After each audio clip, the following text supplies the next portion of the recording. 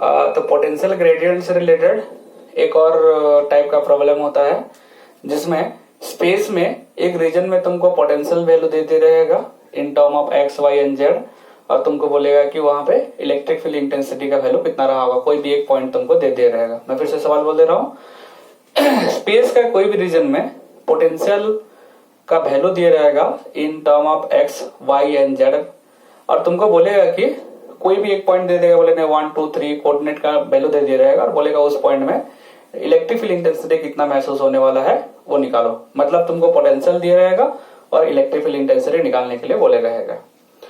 इस प्रॉब्लम के लिए हमको एक प्रकार का डेरिवेटिव का मदद लेना पड़ता है जिसको बोलते हैं पार्शियल डिफरेंशियल। इस प्रकार का डेरिवेटिव करने के दौरान हम एक काम करते हैं, जैसा मान लो पूरे एक्सप्रेशन को with respect to x derivative कर रहे हैं तो y और z को कांस्टेंट मानना पड़ेगा।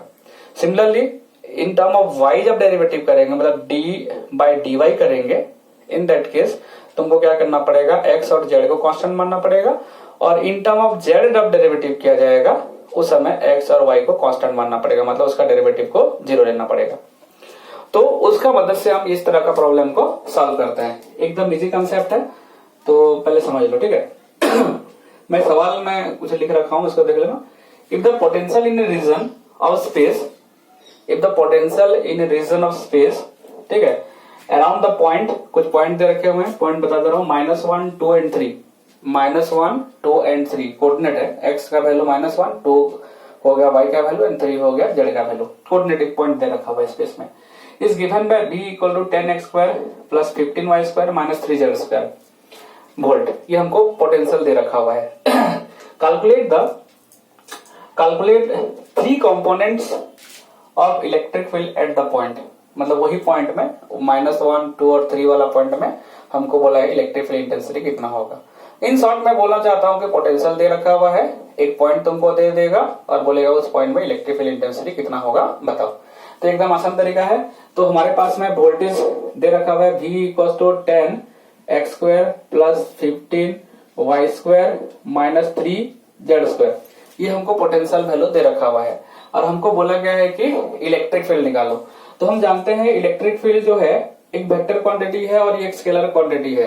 पोटेंशियल एक स्केलर क्वांटिटी होता है और इलेक्ट्रिक फील्ड इंटेंसिटी एक वेक्टर क्वांटिटी होता है। ओके, तो पोटेंशियल दिए रहेगा, इलेक्ट्रिक फील्ड कैसे निकालेंगे उसके लिए हम यूज करेंगे पोटेंशियल ग्रेडियंट का कंसेप्ट। तो इलेक्ट्रिक फील्ड निकालने के लिए हमको क्या होता है, -dv/dr, ये हमारा फॉर्मूला है। मतलब पोटेंशियल ग्रेडियंट में ये होता है कि एक गिवन डायरेक्शन में हम यदि बढ़ते हैं, एक गिवन डिस्टेंस जाते हैं तो कितना पोटेंशियल, मतलब if we move along the direction of electric field तो कितना दूरी पे जाने से कितना पोटेंशियल घटेगा, वही हमारा इलेक्ट्रिक फील्ड इंटेंसिटी भी होता है।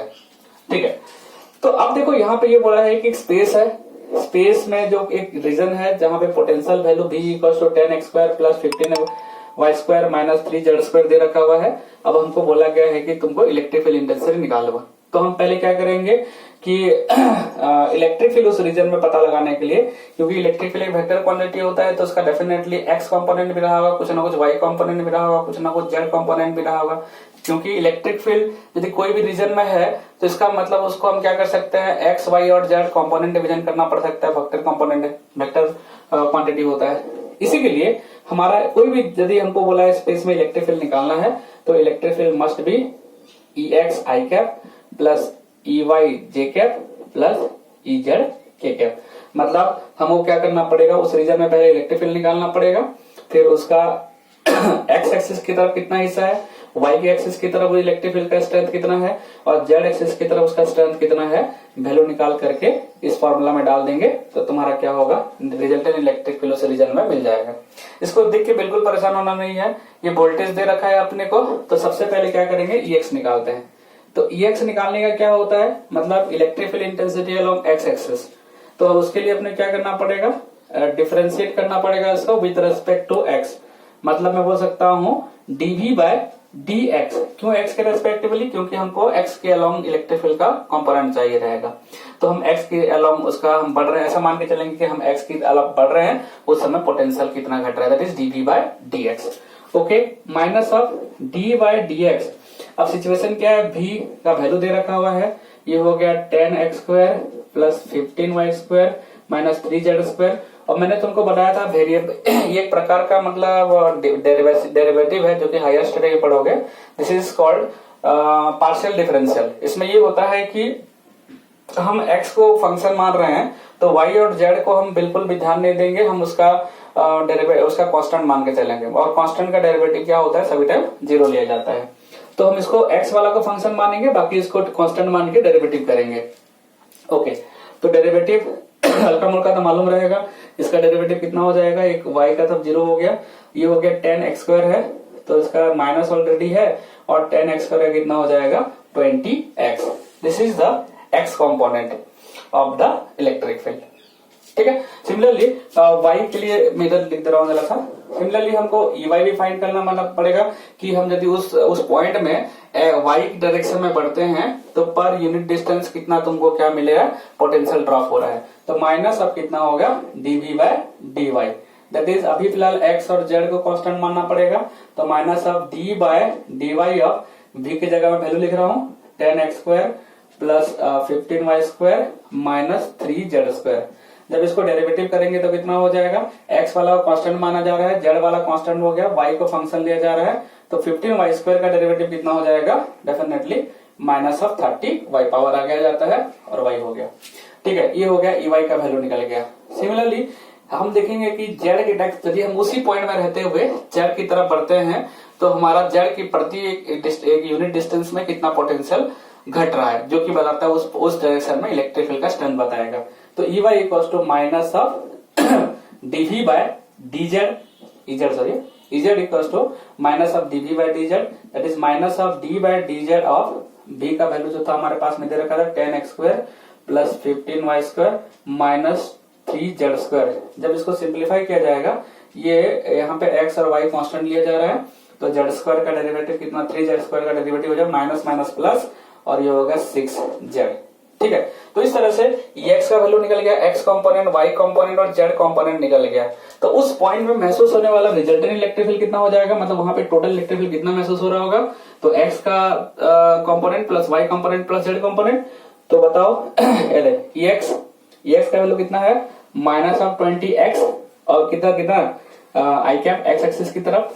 ठीक है उसके बाद में प्लस है, लेकिन क्योंकि y एक्सिस की तरफ जो वैल्यू है वो माइनस में आ गया है, जो कि है minus of 30y, that's why यहाँ पे माइनस ऑफ 30y तो लिख दिया, लेकिन ये किधर का है, y एक्सिस की तरफ है, तो y एक्सिस के लिए j कैप।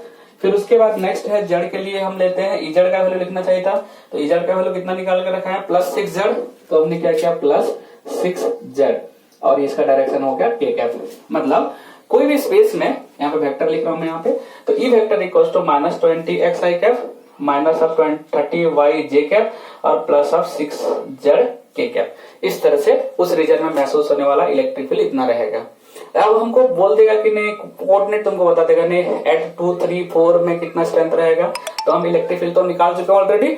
तो अब क्या खाली करना क्या रहेगा करना क्या रहेगा, खाली x की जगह में 2 कोई कोऑर्डिनेट स्पेस में कोई कोऑर्डिनेट दे दिया रहेगा तुमको, और उस कोऑर्डिनेट में स्ट्रेंथ निकालो बोले रहेगा। तो डेफिनेटली देखो electric field intensity x, y, z coordinate के ऊपर डिपेंड कर रहा है। मतलब ये एक प्रकार का नॉन यूनिफॉर्म इलेक्ट्रिक फील्ड है, अलग अलग जगह में इलेक्ट्रिक फील्ड अलग अलग महसूस होने वाला है। तो हमको बोलेगा कि नहीं एट, मतलब कोई पॉइंट दे रखा है सवाल में, हमको दे रखा है इस सवाल में, ये है -1, 2, 3, -1, 2, 3 में कितना स्ट्रेंथ रहेगा, तो हम x के जगह में -1 पुट कर देंगे, तो E इक्वल्स टू -20, x के जगह में -1 माइनस 30 इंटू वाई के जगह में 2। ठीक है, वैल्यू सब लिख लेंगे और I cap, J cap, K cap जो है वैल्यू डाल देना। ठीक है, तो E vector equals to -20 into -1 कितना हो जाएगा, ये हो जाएगा 20 आई कैप।